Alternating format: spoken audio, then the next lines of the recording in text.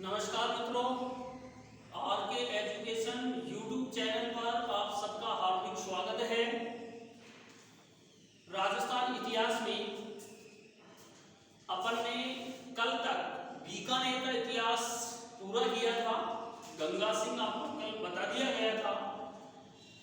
आज अपन राजस्थान का एक बहुत महत्वपूर्ण चैप्टर शुरू करने जा रहे हैं, जो first grade, second grade, REET या अपन ये कहें कि राजस्थान की ऑल ओवर सभी भर्ती परीक्षाओं में अब जो शुरू करने जा रहा हूं मैं चैप्टर, उसमें प्रश्न पूछा जाता है।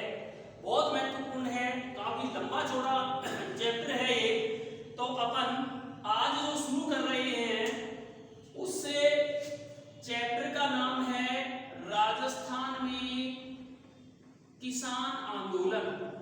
राजस्थान में किसान आंदोलन, ये काफी महत्वपूर्ण अपना क्या रहेगा, चैप्टर रहेगा। सभी भर्ती परीक्षाओं में राजस्थान किसान आंदोलनों से एक प्रश्न आना बिल्कुल निश्चित माना जाता है। जिस प्रकार से प्रजामंडल, राजस्थान की प्रजामंडल एक छोटा सा चैप्टर है, लेकिन परीक्षा में प्रश्न बिना आए नहीं रहता है उसमें से, उसी प्रकार से राजस्थान के किसान आंदोलनों में से भी परीक्षा में प्रश्न आएगा। आप इस वीडियो को अधिक से अधिक शेयर जरूर करें, और यदि अभी तक आपने सब्सक्राइब नहीं किया तो उसको जरूर सब्सक्राइब भी कर ले, जिससे कोई भी नई सूचना होगी, अपडेट होगा, उसका तुरंत आपको मालूम चल सके। राजस्थान में किसान आंदोलन, सबसे पहला प्रश्न ये बनता है कि राजस्थान के किसान आंदोलन करते क्यों थे, यही पहला प्रश्न है। तो यानी किसान आंदोलन क्यों करते थे, अपन लिखते हैं यहाँ पर क्यों करते थे। राजस्थान के किसान आंदोलन करते क्यों थे, पहला क्वेश्चन है ये। इसका सबसे मुख्य कारण है कि चाहे राजपूत राजा हो और चाहे अंग्रेज हो, ये सब किसानों के ऊपर ध्यान रखना अनेक प्रकार के टैक्स लागू कर देते थे, और उन टैक्सों से दुखी होकर के किसान एकत्रित हो जाते थे अंग्रेजों का विरोध करने के लिए या स्थानीय शासकों का विरोध करने के लिए। उस विरोध को ही आज अपन किसान आंदोलन के नाम से जानते हैं। तो पहला हो गया राजस्थान में किसान आंदोलन क्यों करते थे। इसका कारण हो गया कि लाग बाग बेगार और कर के विरुद्ध, ये दो महत्वपूर्ण चीजें हैं। यदि आपसे एग्जाम में पूछा जाए कि राजस्थान में किसान आंदोलनों का कारण क्या था, तो कारण ये पूरा है, ध्यान रखना। राजस्थान में किसान लाग बाग बेगार और कर के विरुद्ध क्या करते थे, आंदोलन करते थे। ये दो महत्वपूर्ण है, बेगार और कर यानी टैक्स। बेगार किसको कहा जाता है, मेहनत अपने से करवा ली जाए और मेहनत के बदले अपने को यदि पैसा नहीं मिलता है तो वो बेगार कहलाती है। और ऐसा उस समय होता था किसानों के साथ में कि किसानों से काम तो करवा लिया जाता था, लेकिन उसके बदले में उन्हें पैसा नहीं दिया जाता था। ये तो हो गया बेगार। टैक्स आप जानते हैं, जिसको कर बोलते हैं। पहले ये निश्चित हो जाता था, जैसे अनाज होता है, यदि गेहूं की 10 बोरी होती है तो फरमान किसान के पास पहुंच जाता था कि 10 में से 3 बोरी यहां पहुंचाई जाएगी। अब 6 महीने तक बेचारा किसान काम किया, 10 बोरी अनाज की हुई और उसमें से 3 वो मांग लेते थे। इसी विरोध में किसान क्या कर लेते थे, आंदोलन। तो पहला क्वेश्चन समझ में आ गया होगा कि आपसे पूछा जाए कि राजस्थान के किसान आंदोलन करते क्यों थे, तो उसका कारण हो गया लाग बाग बेगार और कर टैक्स के विरुद्ध या विरोध में राजस्थान के किसान क्या करते थे, आंदोलन करते थे। अब देखो, ये तो आपको याद ही रखना है कि लाग बाग बेगार और कर के विरुद्ध किसान आंदोलन करते थे। अब पहला जो आंदोलन मैं लिखा रहा हूं आपको,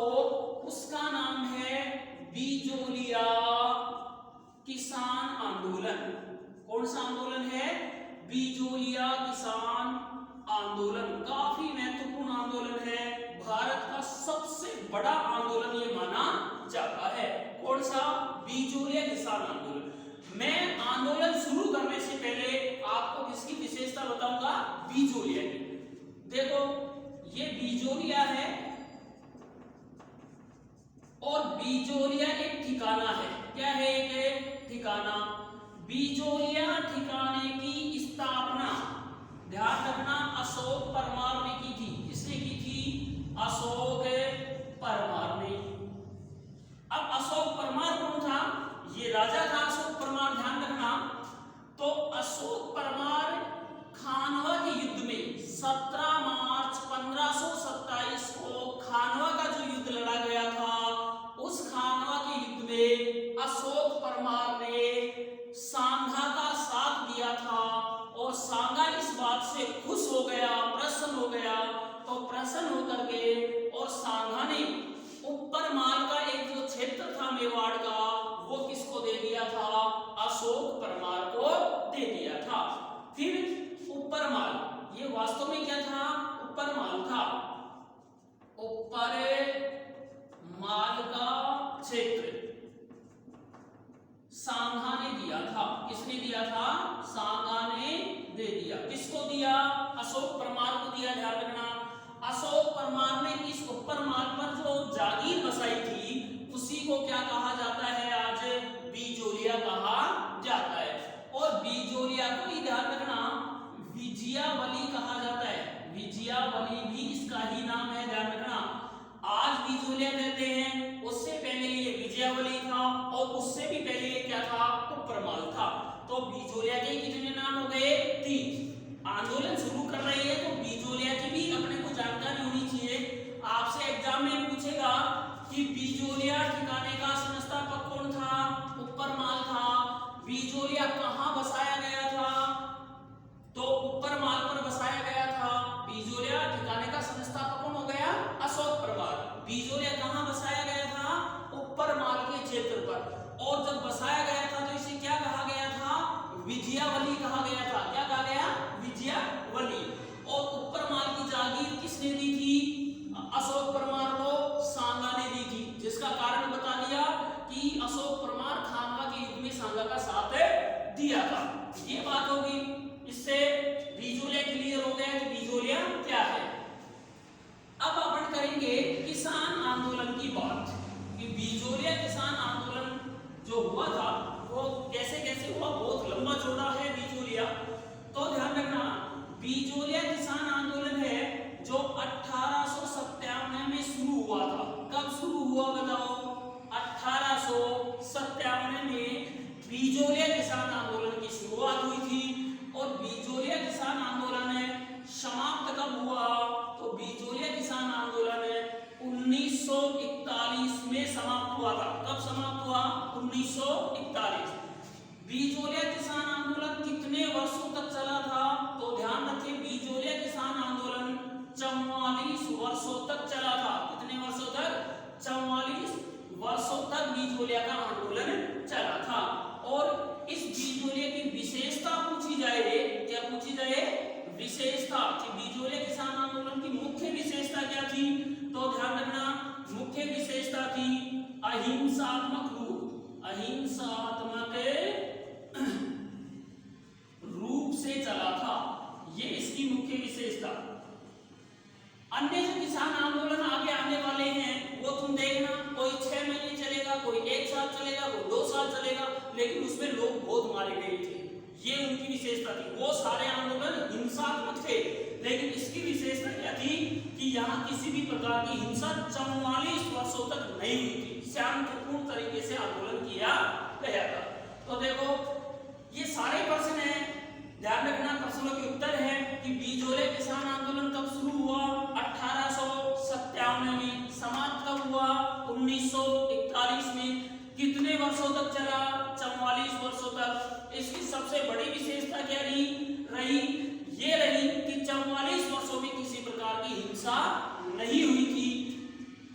उसके बाद में देखो बिजोलिया के जो किसान थे, बिजोलिया के किसानों पर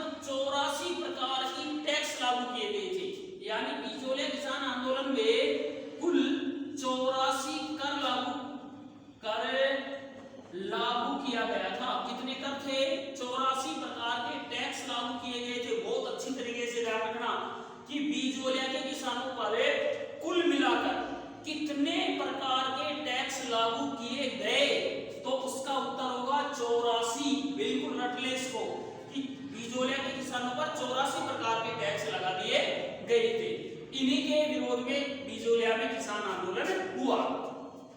अब देखो बिजोलिया किसान आंदोलन में एक कर लागू किया गया था। बिजोलिया किसानों पर आंदोलन में एक शासक का नाम था पृथ्वी सिंह। क्या नाम था? पृथ्वी सिंह। और इस पृथ्वी सिंह ने 1906 में, कब? 1906 में एक कर लागू किया था जिसका नाम था उत्तराधिकारी कर। उत्तराधिकारी कर या फिर इसी को कहते हैं तलवार बंधाई कर। तलवार बंधाई कर। ये एग्जाम में पूछा जाएगा आपसे कि बिजोलिया में उत्तराधिकारी कर या तलवार बंधाई कर कब लागू किया गया था? तो ध्यान रखना 1906 में लागू किया गया था। उत्तराधिकारी कर को लागू करने वाला व्यक्ति कौन था? तो उसका उत्तर होगा पृथ्वी सिंह। पृथ्वी सिंह ने उत्तराधिकारी कर लागू किया था। उसके बाद में इस बिजोलिया में ध्यान रखना कृष्ण सिंह ने, इसने कृष्ण सिंह ने एक कर लगाया था जिसका नाम था चौरी कर। कौन सा कर लगाया था? चौरी कर। और चौरी कर था, ये बहुत बार एग्जाम में पूछा जाता है कि चौरी कर किसने लगाया? कृष्ण सिंह ने लगाया। चौरी कर कहां के किसानों पर लगाया गया था? तो बिजोलिया के किसानों पर लगाया गया था। और चौरी कर कब लागू किया गया था? तो ध्यान रखना 1903 में लागू हुआ था चौरी कर। और चौरी कर कब लिया जाता था? तो चौरी कर ध्यान रखना लड़की के विवाह पर वसूला जाता था। कब वसूला जाता था?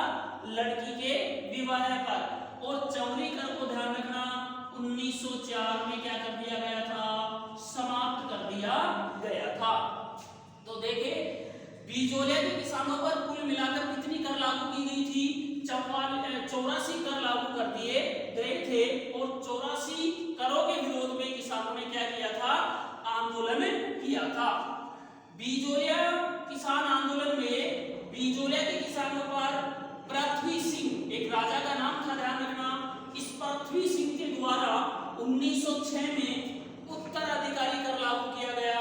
उत्तराधिकारी कर को तलवार बंधाई कर के नाम से भी जाना जाता है। ये सबसे महत्वपूर्ण है बात कि बिजोलिया किसान आंदोलन में किसानों पर वहां का जो स्थानीय राजा था कृष्ण सिंह नाम था उसका, और उस कृष्ण सिंह ने एक कर लागू किया था जिसका नाम था चौरी कर। क्या नाम था? चौरी कर। चौरी कर कब लागू किया गया? 1903 में लागू किया गया। ये कब वसूल किया जाता था? जब लड़की का विवाह किया जाता था। इसका किसानों ने विरोध किया तो इसे एक वर्ष बाद यानी 1904 में क्या कर दिया? समाप्त कर दिया। इसलिए चौरी कर बहुत महत्वपूर्ण कर है जो कृष्ण सिंह के द्वारा लगाया गया था। ये चौरी कर परीक्षा में बहुत बार आपसे पहले पूछा जा चुका है। अब आपको मालूम होगा कि चौरी कर की राशि कितनी थी, कितने पैसे वसूल करते थे। तो चौरी कर की जो राशि थी वो 5 रुपए थी।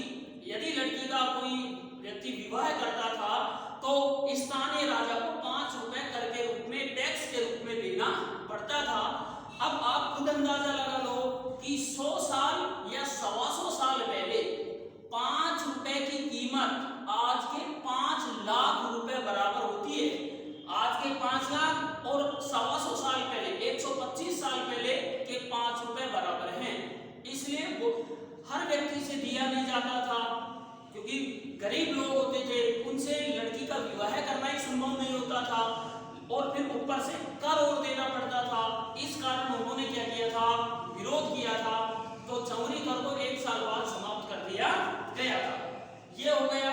उसके बाद में अपन बात करते हैं कि बिजोलिया किसान आंदोलन का नेतृत्व किस किसने किया। ये बहुत महत्वपूर्ण बात है। तो अपन लिख देंगे बिजोलिया किसान आंदोलन के नेतृत्वकर्ता। बिजोलिया किसान आंदोलन की क्या है? नेतृत्वकर्ता। एक बार 2011 की जो वरिष्ठ अध्यापक भर्ती परीक्षा हुई थी उसमें बहुत सीधा क्वेश्चन आया था। हालांकि वो ऑल ओवर पेपर भी सीधा ही रहा था। तो उस 2011 की वरिष्ठ अध्यापक भर्ती परीक्षा में एक क्वेश्चन पूछा गया था इसी आंदोलन से, और वो क्वेश्चन ये था कि 1913 में, सन 1913 में बिजोलिया किसान आंदोलन का नेतृत्व किसने किया, यानी बीच में से पूछ लिया उसने, तो भी ये क्वेश्चन गलत हो गया था काफी लोगों के, तो आपको गलत नहीं करना है, आपको सब कुछ खोल के मैं समझा रहा हूं। यानी पहला नेतृत्व करता था साधु सीताराम दास, पहला नेतृत्व करता कौन था बताओ, साधु सीताराम दास। अब आपसे एग्जाम में पूछे कि बिजोलिया किसान आंदोलन का प्रारंभिक नेतृत्व करता कौन था, तो ध्यान रखना उसका उत्तर होगा साधु सीताराम दास। उसके बाद में बिजोलिया किसान आंदोलन का नेतृत्व ध्यान रखना विजय सिंह पथिक ने भी किया था। किसने किया था, विजय सिंह पथिक, इसने भी बिजोलिया का नेतृत्व किया था। विजय सिंह पथिक के बाद में तीसरा व्यक्ति था हरिभाऊ उपाध्याय, हरिभाऊ उपाध्याय, इसने भी बिजोलिया किसान आंदोलन का नेतृत्व किया था। चौथा आदमी था जमनालाल बजाज, जमनालाल बजाज, इसने भी इसका क्या किया था, नेतृत्व किया था। और पांचवा व्यक्ति था माणिक्यलाल वर्मा, वह व्यक्ति कौन था, माणिक्यलाल वर्मा, इसने भी बिजोलिया का नेतृत्व किया था। महिलाओं ने भी बिजोलिया आंदोलन भाग लिया था, महिला का भी प्रश्न आता है, ध्यान रखना कि कौन सी महिला बिजोलिया आंदोलन से संबंधित थी या नहीं थी। अभी महिलाओं की बात आगे चल करके करेंगे अपन, अभी पुरुषों की बात कर लेते हैं। तो बिजोलिया किसान आंदोलन में केवल 5 व्यक्तियों का विशेष नेतृत्व हो रहा था, जिसमें साधु सीताराम दास पहला प्रारंभिक नेतृत्व करता था। इसके बाद में आ गया था विजय सिंह पथिक, इसके साथ ही इसके बाद में हरिभाऊ उपाध्याय आया था, जमनालाल बजाज भी आया था, और लास्ट तक रहने वाला नेतृत्व करता माणिक्यलाल वर्मा था। अब साधु सीताराम दास की बात आती है कि ये ध्यान रखना 1857 से लेकर और 1915 तक इसने नेतृत्व किया था। अभी मैंने जो प्रश्न बताया कि वर्ष 1913 में बिजोलिया आंदोलन का नेतृत्व किसने किया, तो अब बताओ उत्तर क्या होगा उसका सही, और यही ऑप्शन मान लो यही थे ऑप्शन भी। तो 1913 पूछ रहा है, तो अपने को मालूम है कि 1857 से लेकर और 1915 तक साधु सीताराम दास ने इसका नेतृत्व किया। तो 1913 का भी उत्तर क्या होगा, साधु सीताराम दास। ऐसे आपको ध्यान रखना है। यदि इस 57 से 15 के बीच की यदि कोई भी संदेह कर पूछे कि इस समय नेतृत्व किसने किया, तो आपको साधु सीताराम दास ही बताना है। प्रारंभिक पूछे तो भी यही बताना है। विजय सिंह पथिक, इसके बारे में विस्तृत पढ़ेंगे। इसका वास्तविक नाम पूछ लेता है कई बार कि विजय सिंह पथिक का वास्तविक नाम क्या था, तो ध्यान रखना भूप सिंह इसका वास्तविक नाम था। क्या नाम था, भूप सिंह। आगे चल करके बताऊंगा इसके बारे में। विजय सिंह पथिक ध्यान रखना 1916 के अंदर बागडोर संभाली थी, किसके कहने पर, साधु सीताराम दास के कहने पर विजय सिंह पथिक ने बिजोलिया किसान आंदोलन का क्या किया था, नेतृत्व किया था। और इसने कब तक नेतृत्व किया, 1927 तक। 1916 से 1927 तक बिजोलिया का नेतृत्व किसके हाथ में रहा था, विजय सिंह पथिक के हाथ में रहा था। हरिभाऊ उपाध्याय और जमनालाल बजाज दोनों साथ ही नेतृत्वकर्ता बने थे, ध्यान रखना। तो ये कब बने थे, 1927 में नेतृत्व किया और 1929 तक इन्होंने नेतृत्व संभाला था। इन दोनों का एक ही सन है, ध्यान रखना। 1927 में इनकी बिजोलिया किसान आंदोलन में एंट्री हुई थी और 1927 में इन्होंने नेतृत्व भी ले लिया था अपने हाथों में, और 1929 तक नेतृत्व अपने हाथ में इन्होंने रखा था। इसके अलावा और क्या प्रश्न आ सकता है, हरिभाऊ उपाध्याय का ये क्वेश्चन बहुत बार पूछा जाता है कि हरिभाऊ उपाध्याय राजस्थान के केंद्र शासित प्रदेश अजमेर मेरवाड़ा का एकमात्र मुख्यमंत्री था, ध्यान रखें। राजस्थान में बहुत मुख्यमंत्री बने, पहले भी अब भी बन रहे हैं, लेकिन अजमेर केंद्र शासित प्रदेश का मुख्यमंत्री आपसे पूछ लिया जाए तो वो केवल कौन था, हरिभाऊ उपाध्याय एकमात्र क्या रहा था, जमनालाल बजाज का भी क्वेश्चन आता है, ध्यान रखना। जमनालाल बजाज को गांधी जी का पांचवा पुत्र कहा जाता है। गुलाम नंबर 4 के नाम से भी जमनालाल बजाज को ही जाना जाता है। तो इनकी दोनों की ये विशेषता आप याद रखेंगे। बाकी राजस्थान के व्यक्तित्व जब पढ़ाए जाएंगे तो ये वहां भी आएंगे, लेकिन नॉर्मल बातें आप यही याद कर लें कि अजमेर केंद्र शासित प्रदेश का एकमात्र मुख्यमंत्री हरिभाऊ उपाध्याय था। जमनालाल बजाज को गांधी जी का पांचवा पुत्र गुलाम नंबर 4 के नाम से भी जाना जाता है। और लास्ट में रहा था माणिक्यलाल वर्मा। तो माणिक्यलाल वर्मा बिजोले किसान आंदोलन से कब जुड़ गए थे? 1923 में जुड़ गए थे। और ये लास्ट 1941 तक बिजोले किसान आंदोलन का क्या किया था? नेतृत्व किया था। ये आपको जरूर याद रखना है कि किसके नेतृत्व में बिजोले आंदोलन का समापन हुआ, तो उसका उत्तर होगा माणिक्यलाल वर्मा। ये आपको बहुत अच्छी तरीके से याद रखना है। ये बिजोले किसान आंदोलन के क्या हो गए? नेतृत्वकर्ता हो गए भी। इसके बाद में अब अपन आंदोलन की क्या करते हैं? शुरुआत करते हैं। अभी तक आंदोलन का केवल परिचय हुआ कि कौन कौन से टैक्स लगाए गए थे, कौन कौन ने किस किस ने इसका नेतृत्व संभाला था। ये तो ऑल ओवर परिचय हो गया। बिजोलिया क्या है इसके बारे में मैंने बता दिया है विस्तार से। अब आंदोलन की क्या करेंगे? अपन शुरुआत करेंगे। अब देखो ये बिजोलिया किसान आंदोलन है, तो इसमें एक व्यक्ति का नाम था गोपाल सिंह खरवा। क्या नाम था? गोपाल सिंह खरवा। और दूसरा व्यक्ति था, उसका नाम था भूप सिंह। क्या नाम था? भूप सिंह। अब देखो गोपाल सिंह खरवा का एग्जाम अभी लेटेस्ट एग्जाम जो पिछले वर्ष लगा था 26 सितंबर को, रीट का बहुत बड़ा एग्जाम था N2 लेवल 2 में। इस गोपाल सिंह खरवा का प्रश्न आया था।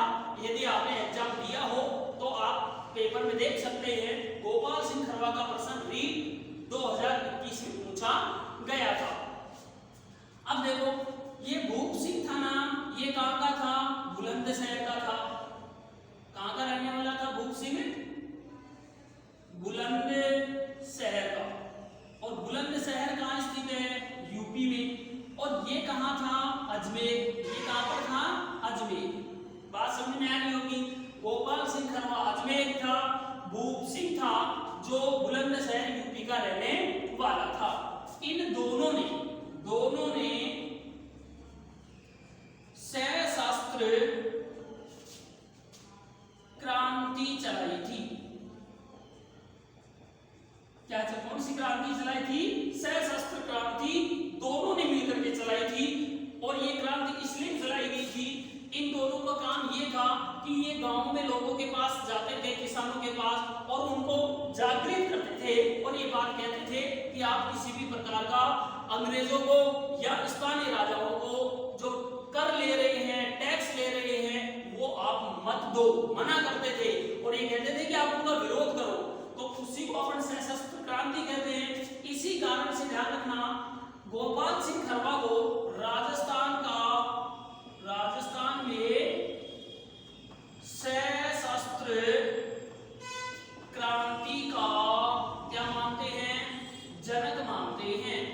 सशस्त्र क्रांति का क्या मानते हैं?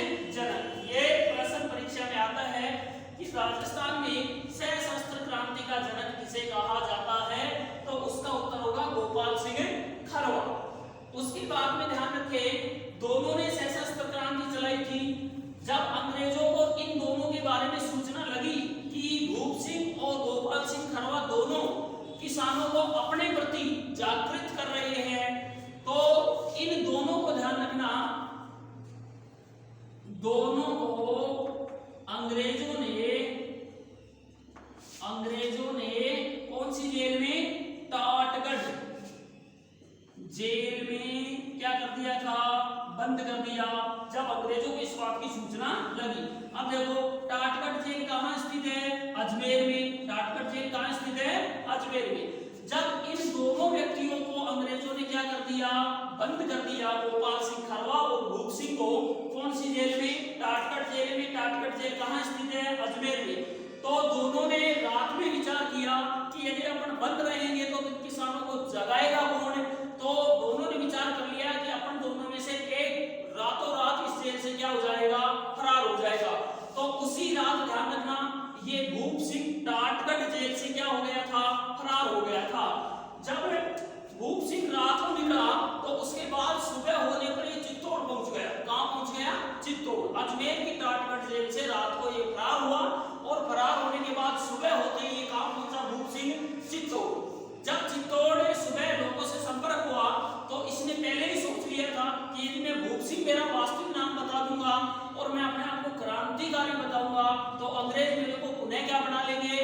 बंदी बना लेंगे। तो इसने सोचा चित्तौड़ पहुंचने पर कि मैं मेरा नाम भी बदलूंगा और मैं मेरा व्यवसाय भी अब चेंज कर लूंगा। तो लोगों ने जब चित्तौड़ पहुंचने पर इस भूप सिंह से पूछा गया कि आप कौन हैं और आपका नाम क्या है, तो फिर इसने बताया था कि अंग्रेजी में इसने कहा था कि my name is Vijay Singh Pathik, my name is Vijay Singh Pathik and I am a teacher, and I am a teacher. यानी इसने चित्तौड़ पहुंच करके अपना नाम बदल लिया और कहा कि मेरा नाम विजय सिंह पथिक है और मैं अपने आप में एक अध्यापक हूं। ऐसा इसने क्यों किया था कि इसको ये शक था पहले से कि मैं यदि नाम चेंज नहीं करूंगा तो अंग्रेज मेरे को वापस बंदी बना लेंगे। तो इसके बाद में चित्तौड़ पहुंचने के बाद भूप सिंह से इसका नाम हो गया था विजय सिंह पथिक, जो खुद ने ही रखा था। और ये अपने आप को चित्तौड़ पहुंचने पर क्या बताया था, एक अध्यापक बताया था। इससे अगला जो भी क्वेश्चन होगा, बिजोलिया बहुत लंबा चौड़ा किसान आंदोलन है क्योंकि ये भारत का सबसे बड़ा किसान आंदोलन माना जाता है। इससे आगे का जो भी पोर्शन बाकी शेष रह गया वो अपन कल की वीडियो में पूरा करेंगे। और अभी तक यदि आपने चैनल को सब्सक्राइब नहीं किया तो आप जरूर चैनल को सब्सक्राइब करें, अधिक से अधिक इसे शेयर भी करें। धन्यवाद।